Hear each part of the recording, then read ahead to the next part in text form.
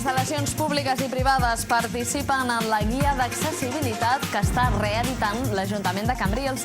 Des del sector privat consideren interessant que el visitant disposi d'informació per conèixer el grau d'accessibilitat dels diferents hotels, restaurants i comerços, així com dels serveis públics que pot utilitzar el turista.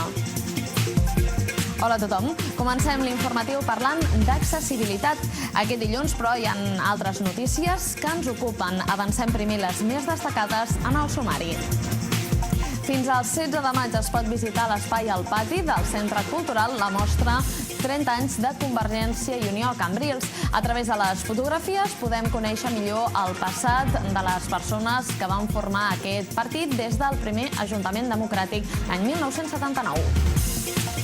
El narrador Carles Alcoi transformava ahir el Port de Cambrils en un espai per la literatura. Una trentena de persones van participar d'aquesta activitat titulada Lletres de Mar. En els diferents escenaris es van poder escoltar diferents cites literàries amb temàtica marina. El jove cantautor tarragoní Josep Romeu presentava aquest divendres el seu primer disc, Petjades, a la sala Cala Rip. El concert forma part del cicle Bàsics Cambrils.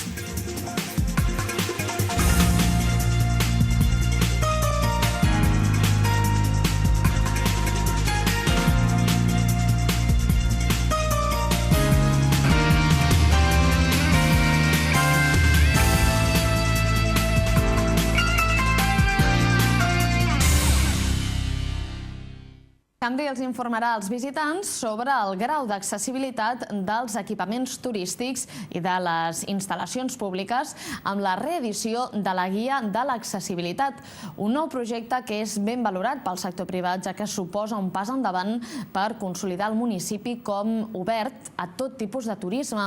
Avui hem visitat un dels establiments que es volen adaptar per ser plenament accessibles. L'Hotel Mònica és un dels establiments adaptats a Cambrils i que formarà part de la nova guia d'accessibilitat.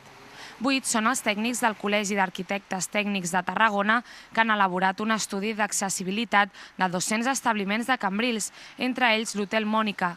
Es tracta d'allotjaments de la ciutat amb capacitat per més d'un centenar de persones, tots els restaurants a partir dels 50 comensals, els càmpings, així com altres establiments privats d'ús públic, com són farmàcies o residències de gent gran.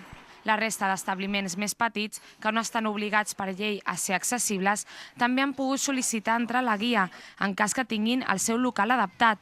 L'Hotel Mònica ja es va adaptar fa anys seguint una normativa del 1998. La piscina de l'hotel compta amb una cadira especial per persones en cadires de rodes. També compta amb una rampa per facilitar l'entrada a l'hotel, així com uns passadissos sense obstacles ni escalons que faciliten la circulació per l'hotel. Els banys de les habitacions també es troben adaptats, tot per aconseguir el benestar de les persones amb minusvalies.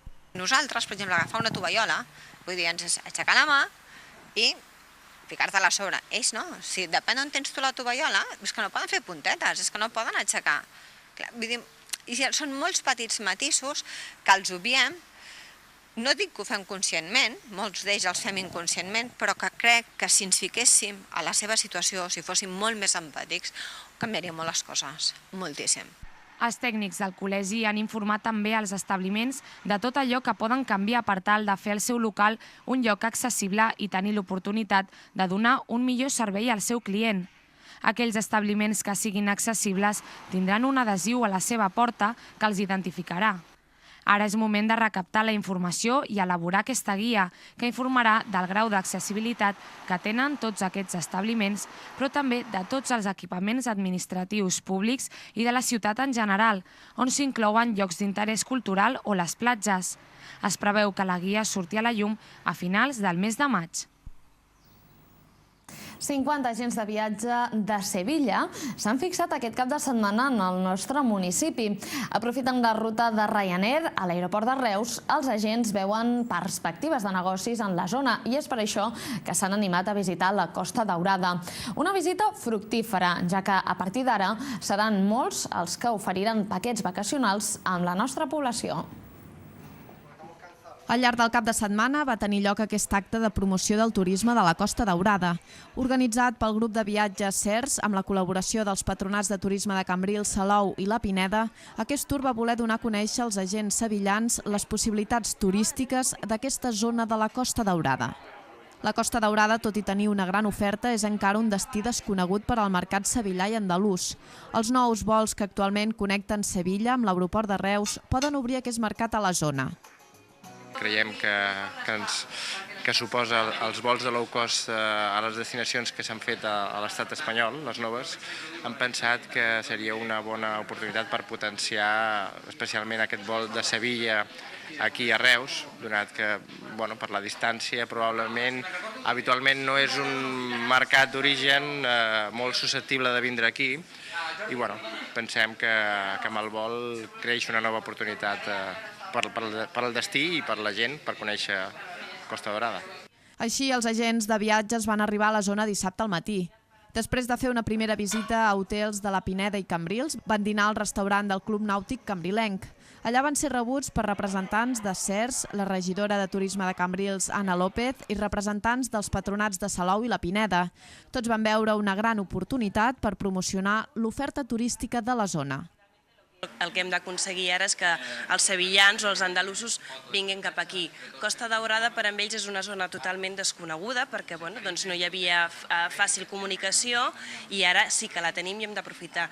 I el que presentarem avui són tots els atractius dels 3 municipis, Cambrils, Salou i la Pineda, i una mica totes les possibilitats i tot el que poden gaudir si venen aquí de vacances. En un radi de 20 quilòmetres tenen moltíssimes possibilitats i això és el que els oferirem. Els diferents agents de viatge van poder veure també al restaurant una presentació en diapositives sobre les característiques i paratges de la Costa Daurada. Aquests es van mostrar encantats per al tracte rebut i sorpresos de la bona oferta turística. La zona muy bonita, la verdad. Y tiene bastante oferta turística y de hoteles y de entretenimiento y las playas están perfectas y muy limpio todo. Lo que nos ha llamado la atención es que estaba todo muy limpio. Hemos estado viendo sobre todo hoteles, hemos estado viendo el Hotel Magnolia, en la Pineda hemos estado viendo el Palace Pineda, el Gran Palace, que es nuevo, que se inaugura hoy, de 5 estrellas. Y ya hemos estado en esta parte de Cambrils y hemos visto el Augusto y el César Augusto. Y lo que intentaríamos potenciar nosotros es el trayecto desde Sevilla, por ejemplo, o Andalucía, para poder venir aquí en vuelos directos que están saliendo. Nos hemos quedado bastante sorprendidos. Hemos tenido la suerte de pillar un día con bastante sol, cuando esperábamos que hubiese lluvia, y estamos viendo que las instalaciones se están renovando constantemente y es algo que es muy de agradecer porque sabemos que es un destino turístico tradicional, entonces es importante que se estén renovando. La verdad que estamos siendo muy acogidos de un trato excelente. Després del dinar van continuar les visites per diferents hotels de la zona, a més de visitar les diferents instal·lacions turístiques dels 3 municipis.